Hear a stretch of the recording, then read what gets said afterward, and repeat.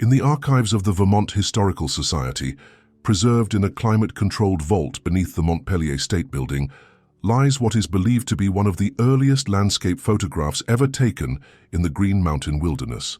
The image, captured in September 1877 by pioneering photographer Jonathan Ashford, shows a pristine section of old-growth forest that had remained untouched by human development for centuries. At first glance, the photograph appears to be a masterful example of early nature photography, documenting the raw beauty of Vermont's wilderness during an era when such images were exceptionally rare and technically challenging to produce. The photograph measures 12 inches by 16 inches, printed on albumen paper using the finest techniques available in the late 19th century. The composition captures a dense grove of ancient maples, oaks and pines, their massive trunks rising like cathedral columns toward a canopy so thick that only scattered beams of sunlight penetrate to the forest floor. The technical quality is remarkable for its time, with sharp detail extending from the moss-covered rocks in the foreground to the shadowy depths of the background, where the trees seem to recede into an almost impenetrable darkness. Jonathan Ashford had been commissioned by the Vermont State Legislature to document the state's wilderness areas as part of an early conservation effort. The growing industrialization of New England had begun to threaten the region's natural landscapes, and forward-thinking legislators recognized the need to preserve photographic records of areas that might soon be lost to logging and development.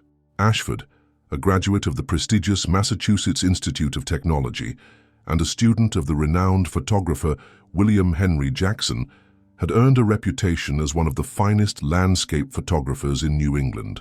The location captured in the photograph was known to local residents as Whisper Hollow, a remote section of forest located approximately 15 miles northeast of Burlington. The area had been deliberately excluded from logging operations, not due to any legal protection, but because of persistent rumors and superstitions that had kept even the most hardened woodsman at bay for generations.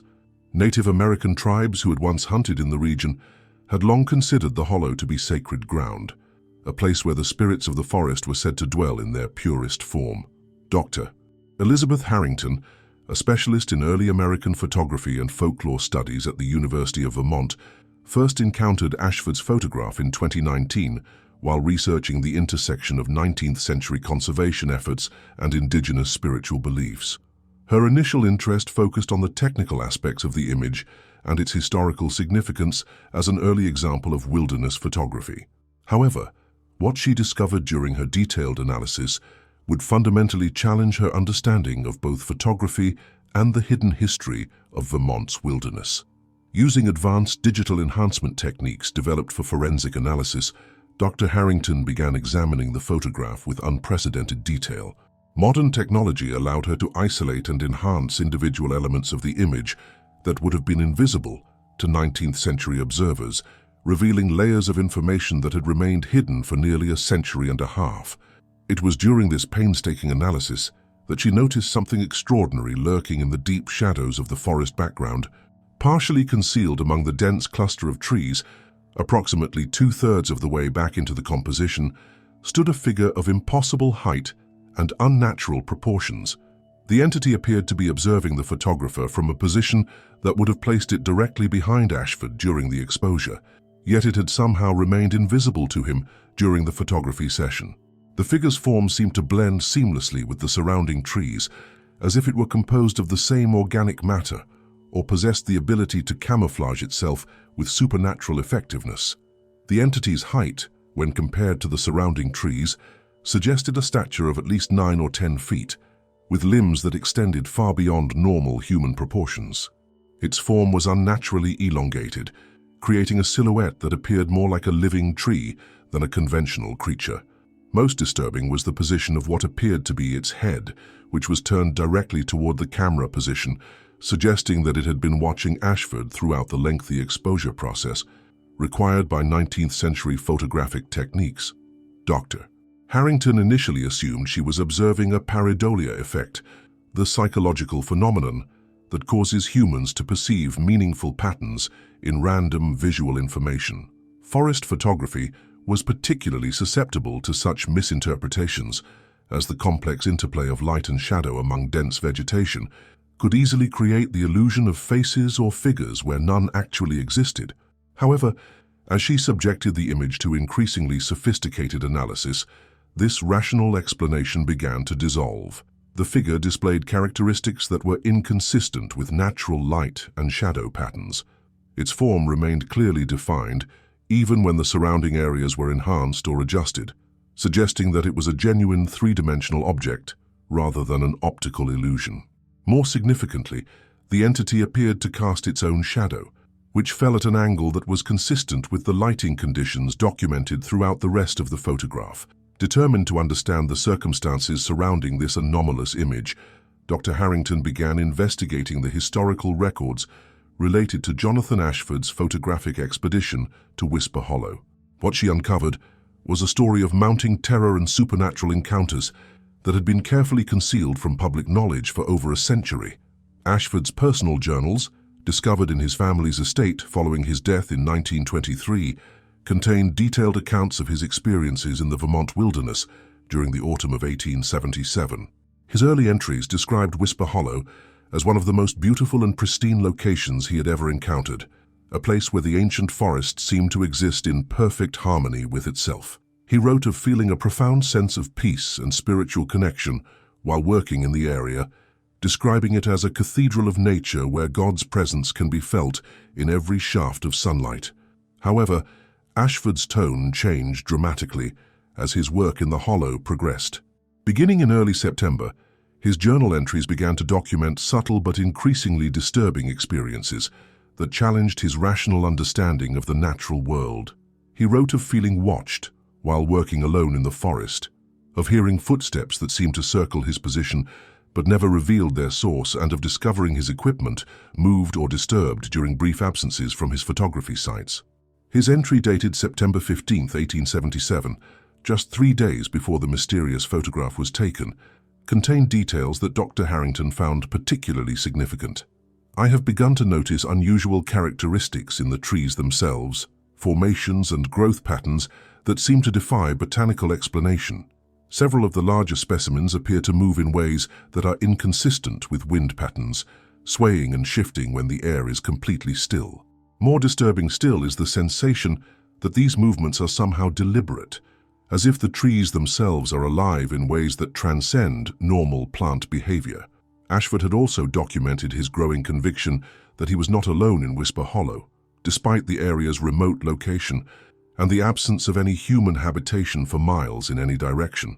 He described the persistent feeling of being observed by an intelligence that was both ancient and utterly alien to human understanding. His attempts to locate the source of this presence had proven futile, as any movement toward areas where he sensed the watcher seemed to cause it to retreat deeper into the forest's impenetrable depths. The photographer's final journal entry regarding Whisper Hollow, written on the evening before he captured the fateful image, revealed a man on the edge of psychological breakdown. "I am certain now that something dwells in these woods, something that has existed here since long before human civilization touched this continent. It watches me work with an intelligence that is vast and patient, studying my actions with the detached curiosity of a scientist observing an interesting specimen. I feel its attention like a physical weight, pressing down upon my consciousness and making clear that I am an intruder in its domain." Dr. Harrington's investigation revealed that Ashford's experiences in Whisper Hollow were not unique. The area had a documented history of supernatural encounters and unexplained disappearances stretching back to the earliest European settlement of Vermont. Indigenous tribes had passed down oral traditions, describing the hollow as a place where the spirits of the forest took physical form, entities they called the Tall Watchers, who served as guardians of the wilderness. The Abenaki people, who had traditionally hunted in the region, maintained strict protocols for entering Whisper Hollow. Hunters were required to perform specific rituals before entering the area and were forbidden from remaining in the forest after sunset. Violations of these customs were said to result in encounters with the Tall Watchers, experiences that often left individuals permanently changed or, in some cases, caused them to disappear entirely into the depths of the wilderness. Colonial records from the late 18th and early 19th centuries documented several incidents involving European settlers who had ventured into Whisper Hollow and emerged with accounts that local authorities had dismissed as fantasy or madness. These reports described encounters with impossibly tall figures that moved among the trees with supernatural grace, beings that seemed to be composed of living wood and shadow, but possessed an intelligence that was unmistakably sentient. The most detailed account came from Samuel Whitmore, a fur trapper who had spent the winter of 1823 in a cabin near the edge of Whisper Hollow.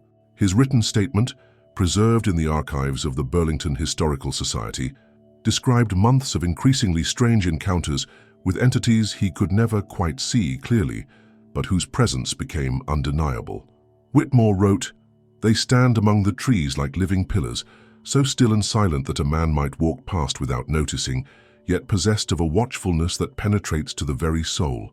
I have seen them move, flowing from shadow to shadow with a grace that defies natural law, always maintaining their distance, yet making their presence known through subtle signs. They are neither hostile nor welcoming, but something far more unsettling, completely indifferent to human existence while remaining eternally vigilant." The trapper's account included descriptions of the entity's apparent ability to mimic the appearance of trees, blending so seamlessly with the forest environment that they became virtually invisible to human observation.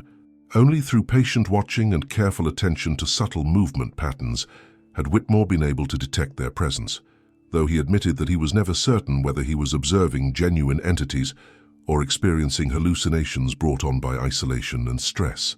Dr. Harrington discovered that the disappearances associated with Whisper Hollow followed a consistent pattern spanning several decades. Individuals who ventured into the area alone, particularly those who remained for extended periods or returned repeatedly, would gradually begin exhibiting changes in behavior and perception. They would become obsessed with the forest, spending increasing amounts of time in the hollow and reporting encounters with beings that others could not see. Eventually, these individuals would disappear entirely, their abandoned campsites and equipment found scattered throughout the forest, but with no trace of the missing persons themselves. Search parties sent to locate the disappeared would often report their own unsettling experiences in Whisper Hollow, describing the persistent sensation of being watched and the discovery of footprints far too large to belong to any known animal or human. The investigation revealed that local authorities had deliberately suppressed information about these disappearances, fearing that publicity would damage the region's reputation and discourage the tourism and development that were becoming increasingly important to Vermont's economy. Official records listed the missing individuals as having died in wilderness accidents, with no mention of the supernatural circumstances that had preceded their disappearances. Dr. Harrington's research uncovered evidence that the phenomenon extended beyond individual disappearances to affect entire communities. Towns located near Whisper Hollow reported higher than average rates of mental illness, unexplained deaths, and mass emigration during periods when activity in the hollow appeared to increase. Local physicians documented unusual symptoms among residents who had spent time near the forest, including persistent hallucinations, extreme sensitivity to natural sounds, and an overwhelming compulsion to return to the wilderness. The photographer Jonathan Ashford himself had not been immune to these effects. Following his expedition to Whisper Hollow, his behavior underwent dramatic changes that concerned his family and professional colleagues. He became obsessed with returning to the forest, abandoning lucrative commission work to make repeated trips back to the area where he had captured the mysterious photograph. Ashford's later photographs from Whisper Hollow showed a progressive deterioration in both technical quality and compositional coherence. The images became increasingly abstract and disturbing, showing twisted tree formations and shadow patterns that seemed to move independently of any natural lighting conditions. His final photographs from the area were so unusual that his studio assistants refused to develop them, claiming that the images made them physically ill to look at. The photographer's disappearance in October 1878, exactly 1 year after his initial expedition to Whisper Hollow, followed the established pattern documented among other missing individuals. His photography equipment was found abandoned in the heart of the forest, carefully arranged but showing no signs of struggle or violence. The camera that had captured the mysterious 1877 photograph was discovered dismantled, its components scattered among the trees as if they had been deliberately distributed according to some unknowable purpose.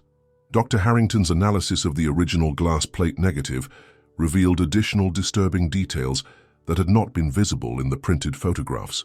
The entity captured in the forest background appeared even more clearly defined on the original negative, showing anatomical details that challenged any conventional understanding of natural or supernatural beings. The figure's limbs appeared to branch and subdivide like tree roots or blood vessels, creating a complex network of appendages that extended throughout the surrounding forest. Most significantly, the negative showed evidence that the entity was not alone. Careful enhancement revealed the presence of multiple figures positioned throughout the forest, each one perfectly camouflaged among the trees, but visible to the camera's objective eye. These additional entities appeared to be arranged in a specific pattern, forming what could only be described as a circle or gathering around the photographer's position. The implications were staggering. Jonathan Ashford had not simply captured an image of a single supernatural entity. He had documented what appeared to be an entire community of beings observing him from their concealed positions throughout Whisper Hollow. The photograph served as evidence that humans who ventured into certain wilderness areas were not alone, but were being watched and studied by intelligences that had perfected the art of remaining hidden from human perception. Dr. Harrington's investigation revealed that similar photographs existed in archives throughout New England, images captured by early landscape photographers who had unknowingly documented the presence of these entities in various wilderness locations. In each case, the photographers had reported experiences similar to those described by Ashford, and many had subsequently disappeared under circumstances that remained officially unexplained. The pattern suggested that these beings were not confined to Whisper Hollow, but represented a widespread phenomenon affecting wilderness areas throughout the region. Their apparent ability to remain invisible to human observers while being captured by photographic equipment indicated that they existed in a state that was somehow intermediate between the physical and spiritual realms, visible to mechanical recording devices, but beyond the range of normal human perception. Dr. Harrington's research took a personal turn when she began experiencing her own unusual encounters during visits to archival collections containing similar photographs. She documented increasing sensitivity to natural environments, persistent dreams featuring impossibly tall figures moving through forests, and a growing compulsion to visit Whisper Hollow herself, despite her rational understanding of the area's dangerous history. The breakthrough in her investigation came when she discovered a connection between the photographic anomalies and specific geological conditions present in the affected wilderness areas. Analysis of topographical surveys and geological reports revealed that locations where supernatural entities had been photographed shared common characteristics. They were situated above underground water systems, contained unusual mineral deposits, and showed evidence of ancient volcanic activity. These geological features appeared to create conditions that were somehow conducive to the manifestation of entities that normally existed beyond the range of human perception. The combination of specific mineral compositions, underground water flows, and magnetic field variations seemed to create windows or doorways through which these beings could interact with the physical world. Dr. Harrington realized that the early landscape photographers, working with equipment that was far more sensitive to electromagnetic variations than modern digital cameras, had inadvertently created ideal conditions for capturing images of these interdimensional entities. The long exposure times required by 19th century photographic techniques, combined with the unique geological conditions present in places like Whisper Hollow, had resulted in a brief period during which these hidden beings became visible to photographic equipment. The investigation revealed that indigenous peoples had long been aware of these phenomena, incorporating knowledge of the entities into their spiritual practices and territorial boundaries. The areas where supernatural beings had been photographed corresponded almost exactly to locations that various tribes had designated as sacred or forbidden, suggesting that Native American spiritual traditions had developed around genuine encounters with otherworldly entities. Dr. Harrington's final discovery came when she located descendants of the Abenaki tribe who still maintained oral traditions related to Whisper Hollow. Elder Mary Blackfeather, a keeper of traditional stories, shared accounts that had been passed down through 6 generations, describing the Tall Watchers as ancient guardians who had existed in the forest since the beginning of time. According to these traditions, the entities were neither malevolent nor benevolent, but served as protectors of the natural world, observing human activity and intervening when necessary to preserve the balance between civilization and wilderness. Their ability to remain hidden was both a protection for themselves and a mercy for humans, as direct contact with these beings was said to result in madness or transformation that rendered individuals unable to exist in normal society. The Abenaki traditions included specific warnings about the dangers of attempting to photograph or study these entities, describing such actions as violations of sacred boundaries that would inevitably result in the observer being drawn into the supernatural realm. According to Elder Blackfeather, Jonathan Ashford's disappearance was not an accident, but the inevitable consequence of his attempt to capture images of beings that were never meant to be seen by human eyes. Dr. Harrington's investigation concluded with the sobering realization that her research had attracted the attention of the very entities she had been studying. Her final report, submitted to the Vermont Historical Society in late 2021, documented her growing awareness that she was being watched during her work, both in archives and during visits to locations where supernatural photographs had been taken. Her concluding statement contained a warning that echoed the indigenous traditions she had studied. I have come to understand that certain aspects of our world are meant to remain hidden from human perception, not out of malice, but out of necessity. The beings captured in these early photographs exist in a state that transcends our normal understanding of reality, and attempts to study or contact them inevitably result in the observer being drawn into their realm. Dr. Harrington disappeared while conducting field research in Whisper Hollow in November 2021. Her research notes and photographic equipment were found arranged in the same pattern that had characterized previous disappearances in the area, carefully organized but showing no signs of struggle or violence. The camera she had been using was discovered dismantled, its components distributed among the trees, in an arrangement that seemed to follow the same unknown purpose that had guided the disposal of Jonathan Ashford's equipment over a century earlier. The 1877 photograph remains in the archives of the Vermont Historical Society, stored in a specially designed container that prevents direct viewing without protective equipment. Researchers who have examined the image report consistent experiences: an immediate sense of being watched when studying the photograph, persistent dreams featuring tall figures moving through forests, and a growing compulsion to visit Whisper Hollow despite full knowledge of its dangerous history. The photograph serves as a permanent reminder that human exploration and documentation of the natural world may sometimes capture more than intended, revealing the existence of entities and phenomena that exist beyond the boundaries of normal perception. The tall figure standing among the trees continues to watch from the depths of the forest, its patient gaze extending across nearly 150 years to observe anyone brave enough or foolish enough to study its captured image. Whisper Hollow remains officially open to the public, though access is difficult due to the remote location and lack of maintained trails. The Vermont Department of Tourism has never promoted the area as a destination, and local residents continue to avoid the region despite the absence of any legal restrictions. The forest stands as it did in 1877, ancient and untouched, harboring secrets that may be better left undisturbed. The entities that call Whisper Hollow home continue their eternal vigil, watching and waiting among the trees, visible only to those with the sensitivity to perceive them or the technology to capture their presence. They remain patient observers of human activity, guardians of a natural world that existed long before civilization and will continue long after human society has passed into memory. In the end, Jonathan Ashford's photograph stands as one of the most compelling pieces of evidence for the existence of beings that share our world while remaining largely invisible to human perception. The image serves as both historical document and supernatural warning, preserving evidence of mysteries that challenge our understanding of reality while demonstrating the dangers inherent in attempting to study phenomena that exist beyond the boundaries of human comprehension.